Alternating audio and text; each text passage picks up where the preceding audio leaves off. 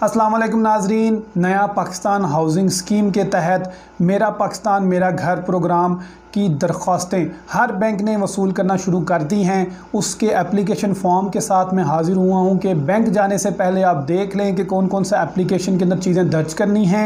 ये मेरा पाकिस्तान मेरा घर scheme low cost housing finance का ये एप्लीकेशन फॉर्म है और इसके अंदर बड़ी खूबसूरत सी तस्वीर मौजूद है कि अपने ख्वाबों का घर आप हासिल कर सकते हैं। ये नेशनल बैंक ऑफ पाकिस्तान की वेबसाइट से मैंने डाउनलोड किया, लेकिन अब याद रखें ये जो फॉर्म है ये स्टेट बैंक ऑफ पाकिस्तान ने जारी किया है। इसके ऊपर हर बैंक ने अपना यहाँ पर जो लोगो है ये अलग से ऐड कर देंगे। हकीकतन ये वाला हिस्सा निकाल दिया जाए तो नीचे से सारे का सारा फॉर्म वो है जो कॉमन है, हर बैंक में सेम फॉर्म मिलेगा। इसलिए अगर ये यहाँ पर आपको नज़र आ रहा है मेरा पाकिस्तान मेरा घर, तो आप नेशनल बैंक के लोगों से परेशान ना हो, ये हर बैंक में एक जैसा फॉर्म ही आपको मिलेगा। सबसे पहला ऑप्शन है जी सहूलत के हसूल का मकसद आपने बताना है। आप तैयार घर ख़रीदना चाहते हैं, अपने प्लॉट पर कंस्ट्रक्शन करना चाहते हैं या प्लॉट ख़रीद कर तामीरात करना चाहते हैं। इसके बाद जो अगला मरहला आएगा वो आपने बताना है कि आपने कितनी रकम हासिल करनी है और आप कितने अरसे के लिए हासिल करना चाहते हैं, और इस रकम के अंदर अपना आप कितनी रकम एक्विटी की सूरत में ऐड करेंगे। इसकी मिसाल है कि अगर आपने 65 लाख लेना है और मकान है 70 लाख का, तो ऑफकोर्स 5 लाख आपको देना होगा। तो बेसिकली ये एक्विटी है कि आप अपनी दरख्वास्त के साथ डाउन पेमेंट भी आप इसे कह सकते हैं कितनी जमा करवाएंगे। इसके बाद अगली मालूमात है कि क्या आप बैंक के मौजूदा सारिफ हैं। इसका मतलब है क्या आपका अकाउंट नंबर है, यस तो यहाँ पर अकाउंट नंबर दर्ज कर दें। अगर नहीं है तो जब आपका लोन मंजूर हो जाएगा तो आपका फिर नेशनल बैंक में या जिस एप्लीकेशन दरख्वास्त जिस बैंक में आप जमा करवाएंगे वहाँ पर आपका अकाउंट ओपन कर दिया जाएगा। यहाँ पर आप अपनी ज़ाती तफसीलात दर्ज करेंगे, आपका नाम क्या है, आपका डेट ऑफ बर्थ क्या है, आप मर्द हैं, शनाख्ती कार्ड नंबर क्या है, इजरा कब हुआ, ख़त्म कब होगा, शादीशुदा हैं, सिंगल हैं, तलाक याफ्ता हैं, बेवा हैं, विडोर हैं, क्या है। आप बताएंगे कि आपके कितने अफराद ज़ेर कफ़ालत हैं, यानी अगर आप फादर हैं तो आप कितने बच्चों की परवरिश कर रहे हैं। आप बताएंगे कि आप पाकिस्तानी हैं, नॉन रेजिडेंट पाकिस्तानी हैं, आप इस वक्त किस जगह पर मौजूद हैं। मैंने आपको बताया था कि ओवरसीज़ पाकिस्तानी भी अप्लाई कर सकते हैं। आप अपना पासपोर्ट नंबर दर्ज करेंगे, नहीं है तो खाली छोड़ देंगे। वालिद का नाम बताएंगे, उनका शनाख्ती कार्ड नंबर, वालदा का नाम, अपनी तालीम के बारे में बताएंगे कि आपकी कौन सी तालीम है, मौजूदा पता बताएंगे कि जिस मकान में आप रह रहे हैं उसकी हैसियत क्या है, आप ज़ाती मिल्कियत हैं, आप किराए पे रहते हैं, आपके वालिदैन का है, या इसके अलावा अगर आप किसी और ऑप्शन को सिलेक्ट करें तो। इसके बाद अगर आप किराए पे रह रहे हैं तो माहाना किराया कितना दे रहे हैं, कितने अरसे से दे रहे हैं, अपना मोबाइल नंबर दें, ईमेल दें और जो आपका परमानेंट एड्रेस है वो बता दें।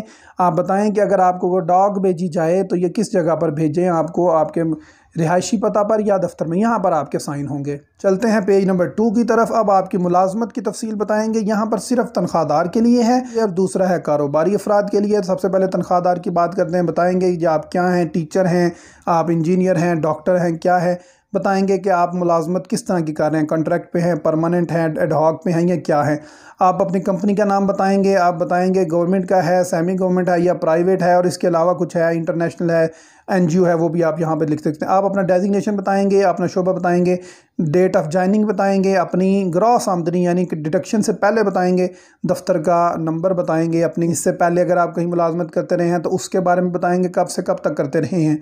अब बात करते हैं कारोबारी अफराद के लिए। कैसे अफराद जो कारोबार करते हैं या ज़ाती पेशा रखते हैं वो यहाँ पर दर्ज करेंगे। अपनी इंडस्ट्री के बारे में बताएंगे, कंपनी का नाम, दुकान का नाम बताएंगे कि आप कारोबार किसके साथ मिल कर रहे हैं, अकेले कर रहे हैं तो 100% आएगा, कब से कर रहे हैं, कारोबार का एनटीएन नंबर क्या है, कारोबार की मुद्दत कितना अरसा हो गया आपको करते हुए। कारोबार की नौयत के बारे में बताएंगे कि आप मलकियत के साथ हैं या आप शेयरिंग पार्टनरशिप कर रहे हैं। जो ऑफिस में है वो आप बताएं, क्या आप दफ्तर के ज़ाती मालिक हैं या किराए पर हैं। जो तीसरा हिस्सा है वो आपके अखराजात का है। आप बताएंगे कि आपकी जो माहाना कुल आमदनी है वो कितनी है टैक्सीज़ के अलावा, यानी टैक्सीज़ वगैरह कटवाने से पहले आपकी कितनी है, उस पर आप टैक्स कितना अदा करते हैं। उसके अलावा अगर आपने एडवांस लोन लिया हुआ है तो वो आपका एम्प्लॉयर कितना काट के आपको देता है। इसके अलावा family fund, GP fund, insurance, जो भी आप कटौतियाँ यहाँ पर दर्ज करेंगे।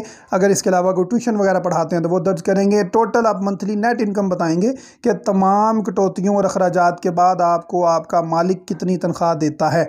यहाँ पर अखराजात में आप बताएंगे कि आप किराया कितना अदा करते हैं, बिजली, गैस, पानी, टेलीफोन के बिल, बच्चों की फ़ीसें, पेट्रोल, गाड़ी का खर्चा, रिक्शों का किराए, अपनी ग्रॉसरीज, किचन यानी राशन वगैरह ख़रीद के लाते हैं उसका अखराजात कितने हैं। अगर आप कार्ड कोई आपका क्रेडिट कार्ड है उसकी आपने अगर कोई एडवांस में शॉपिंग की हुई है, आपने कहीं से कर्ज़ा लिया हुआ है, उसकी किस्तें अदा करनी है, यहाँ पर आप अपनी कमेटियों को भी लिख सकते हैं। इंश्योरेंस की अगर किस्त जाती है, इसके अलावा कोई अखराजात है, टोटल अखराजात यहाँ पर आप दर्ज करेंगे। यहाँ पर दरखास्त गुजार फिर से साइन करेगा। तीसरे पेज की बात करें तो अगर आपने किसी बैंक से कोई कर्ज़ा लिया हुआ है तो वो बताएंगे कि आप किस बैंक से लिया है, ब्रांच क्या है और वो किस लिए लिया हुआ है। गाड़ी के लिए लिया हुआ है, एडवांस लोन लिया हुआ है या कोई भी सैलरी लोन है, तो वो बताएंगे कितनी रकम यहाँ पर बाकी है। आप अपने बताएंगे कि आपके जो असासे हैं वो क्या हैं, मोटरसाइकिल है, घर है, प्लॉट है और उसकी वैल्यू जो मार्केट वैल्यू है वो आप यहाँ पर दर्ज करेंगे। इसके बाद आप बताएंगे कि जो आपने प्रॉपर्टी लेनी है उसके बारे में तफसीलात दर्ज करेंगे। तो यहाँ पर आप बताएंगे जिसके नाम पे है उसका नाम क्या है, उसका शनाख्ती कार्ड नंबर क्या है, उसका पता क्या है। आप बताएंगे कि ये प्लॉट है, घर है या अपार्टमेंट है, क्या है, उसका कवर्ड एरिया कितना है, ये नक्शे से पता चलेगा। और टोटल प्लॉट का रकबा कितना है, यानी 5 मरले का प्लॉट है, उस पर 4 मरले कंस्ट्रक्शन है, वो यहाँ पर पूछा जा रहा है। तो तीसरे पेज के आखिरी हिस्से में आप इकरारनामा है, अंडरटेकिंग देनी है। आप इस इकरारनामे में बताएंगे कि मैं बैंक के साथ फेयर रहूँगा, बैंक की जो कार्रवाई है उसको चैलेंज नहीं करूँगा और बैंक को जो मालूमात दी हैं वो दुरुस्त हैं और बैंक जो करेगा उसको फुलफ़िल करूँगा, मैं दौर शरीयत नहीं लूँगा, मैं अपनी कवायद को तब्दील, ये इसमें आपने बेसिकली बैंक के लिए अंडरटेकिंग देनी है। और यहाँ पर आप बताएंगे कि मैं अपना नाम लिखेंगे, बैंक मैनेजर को बताऊंगा अगर कोई तब्दीली होगी। यहाँ पर आप अपना दस्तखत करेंगे, नाम लिखेंगे, आप अपने दरख्वास्त जो बुनियादी यहाँ पर वो आएगा और को एप्लीकेंट अगर कोई है तो वो यहाँ पर वो आएगा। को एप्लीकेंट मैंने आपको बताया कि 4 लोग मैक्सिमम घर के जो ब्लड रिलेटिव हैं वो मिलकर दरख्वास्त दे सकते हैं। ये बैंक के लिए है, ये आपका मुतल्लका नहीं होगा। यहाँ पर बताया है कि केस जो है वो 30 दिन के अंदर प्रोसेस कर दिया जाएगा। स्टेट बैंक ने भी 30 से 45 दिन का ही टाइम दिया हुआ है। अब वही फॉर्म जो पहले हमने फिल किए हैं उसको रिपीट किया जा रहा है, यानी अब को एप्लीकेंट अगर उसके साथ कोई बंदा मिलकर दरख्वास्त दे रहा है तो वही चीज़ें दोबारा से दर्ज करेगा अब जो दूसरा बंदा दरख्वास्त साथ दे रहा है। यानी मियाँ बीवी मिल के दे सकते हैं, भाई मिल के दे सकते हैं, वालिद बाप बेटा मिल के दे सकते हैं। तो यहाँ पर अब वो अपनी तफसीलात जो पहले मेन एप्लीकेंट ने दी थी अब को एप्लीकेंट दर्ज करेगा। अब बात करते हैं नेक्स्टेज की कि इसके साथ कौन कौन सी चीज़ लगाई जाएंगी। तो सबसे पहले लगाया जाएगा हवाला, 2 रेफरेंसेस लगाए जाएंगे। ये आप बताएंगे अपने फैमिली मेम्बर के अलावा किसी भी बंदे को, और 2 आप रेफरेंसेस यहाँ पर देंगे। अब आप बताएंगे कानूनी वर्सा कौन कौन से हैं, आपके लीगल एज जो आपके कानूनी तौर पर वर्सा हैं उनके बारे में बताएंगे। अगर आपका इस वक्त किसी बैंक में अकाउंट मौजूद है तो वो आप उसकी तफसीलात दर्ज करेंगे और यहाँ पर आप अंडरटेकिंग के बाद यहाँ पर साइन करके इस पेज को भी मुकम्मल कर लेंगे। ये जो अंडरटेकिंग है ये बेसिकली दूसरे बैंकों से, आप पाकिस्तान में जितने भी बैंक हैं उनसे अगर आपने कोई कर्जाजात लिए हैं तो उसकी तफसीलात हैं। यहाँ पर सबसे पहले बताया गया कि अगर आपने किसी और बैंक से क्रेडिट कार्ड लिया हुआ है उसकी आप बताएंगे कि आपका किस बैंक से लिया है और उसकी लिमिट क्या है। तो यहाँ पर जो पहला कॉलम है यहाँ पर क्लीन क्रेडिट कार्ड के बारे में बात की जा रही है। इससे जो अगला है ये है सिक्योर्ड। क्लीन से मुराद है कि बगैर किसी ज़मानत के हासिल किया गया, और सिक्योर से मुराद है जब कोई चीज़ रहन को गिरवी रखवा कर लिया जाए। तो तीसरा कॉलम है यहाँ पर बताया गया अगर आपने कोई पर्सनल फाइनेंसिंग ली हुई है, कोई कर्जा लिया हुआ बैंक से क्लीन, या आपने सिक्योर्ड कोई कर्जा लिया हुआ है तो उसकी तफसीलात यहाँ पर आप दर्ज करेंगे। और आखिर में आप बताएंगे कि इसके अलावा अगर आपने किसी और बैंक से क्लीन या सिक्योर्ड कोई ऐसी मालूमात, कोई ऐसी सर्विसेज ली हैं तो उसकी तफसीलात यहाँ पर आप दर्ज करेंगे। कोई अगर बैंक ने रिस्ट्रिक्शन लगाई हुई है कि आपने इतने अरसे तक आपने मज़ीद कहीं से कर्जा नहीं लेना, तो बेसिकली ये अदर बैंक से रिलेटेड जितने मालूमात हैं वहाँ यहाँ पर आप दर्ज करेंगे। जो अगला पेज है वो ज़ाहिरी बात है दरख्वास्त गुजार के साथ को एप्लीकेंट है तो इसलिए दोबारा से ये उसकी डिटेल्स यहाँ पर दर्ज की जाएंगी। एंड पर दरख्वास्त गुजार के दस्तखत होंगे। इसके साथ कुछ कागजात लगेंगे, वो मैं आपको बता चुका हूँ ऑलरेडी एक वीडियो में कि आपने सबसे पहले दरख्वास्त के साथ ये एप्लीकेशन फॉर्म देना है। इसके साथ 2 तस्वीरें हैं, शनाख्ती कार्ड की कॉपी है।